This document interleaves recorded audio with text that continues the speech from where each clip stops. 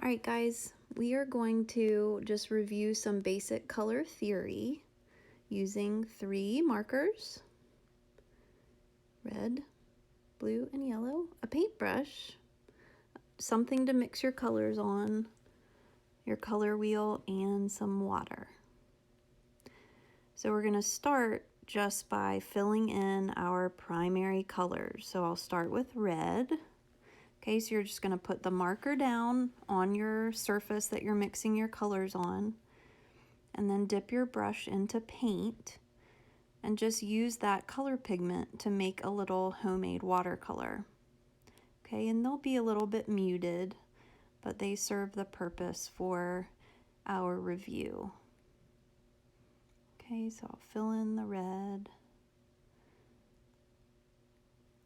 You can always go over it again if you want it to be a little more saturated. Oops. Okay, here's the blue.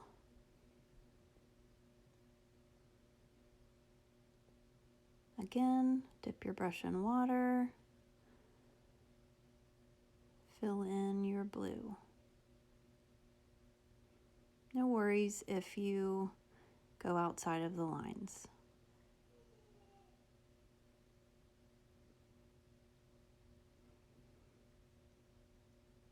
Okay, then last primary color, yellow.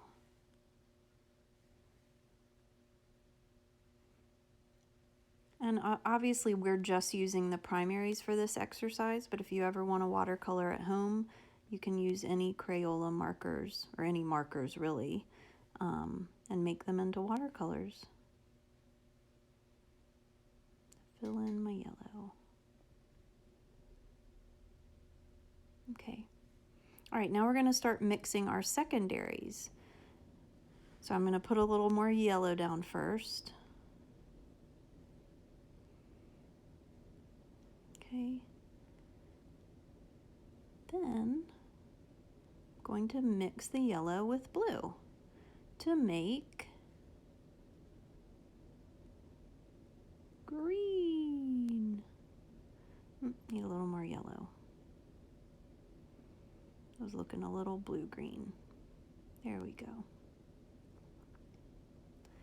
I'm going to fill in my green. So again, yellow and blue makes green.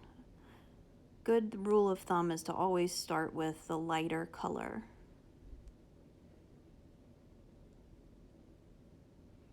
Okay. Again, put some yellow down. This time I'm going to mix yellow with red to make orange, and see how I started with the yellow and then took a little bit of that red and added it in. Okay, so again, yellow and red makes orange. Okay. Now we're going to go down to violet or purple. Put some blue down, some red, and we want to mix them in relatively equal parts. Add a little water, blend those together to get a purple. It's probably the one color that doesn't end up being the best with this technique, but we make it work.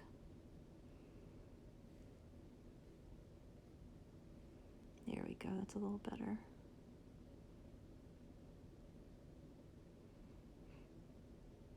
Okay, so after this we're going to move on to our intermediate colors, and that's when we're blending a primary with a secondary, or blending different ratios of the primary. So here I'm going to add some blue, mix it with my purple or violet to make a blue violet. So that's a bluer violet. And that's pretty good. Okay. Then I'm going to take the red, because now I'm doing red violet, so I want red to be the dominant color. So I add a little purple into that red and get a red violet.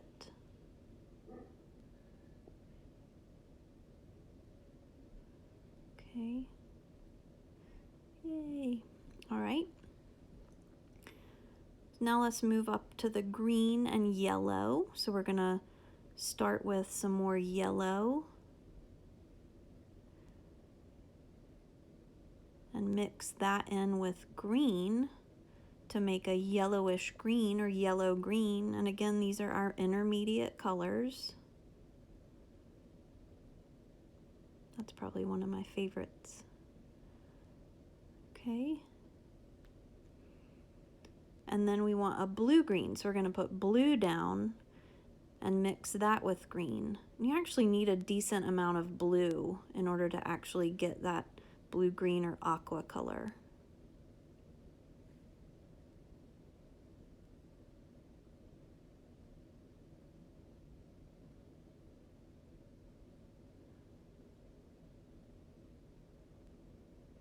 All right.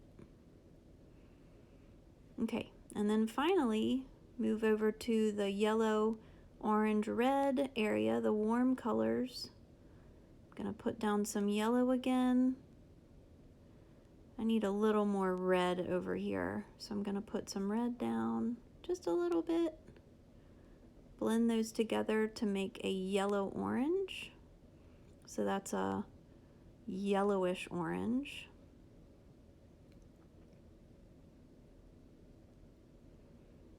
And you really want there to be a difference between your intermediates and your secondary colors. So yellow, yellow, orange, and orange should all look really different. And then finally, red mixed with orange. You're gonna get that reddish orange. Okay, so red is then the dominant color.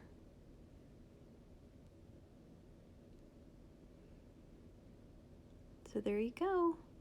Finish this up. And we have mixed the entire color wheel using water and 3 primary colored markers.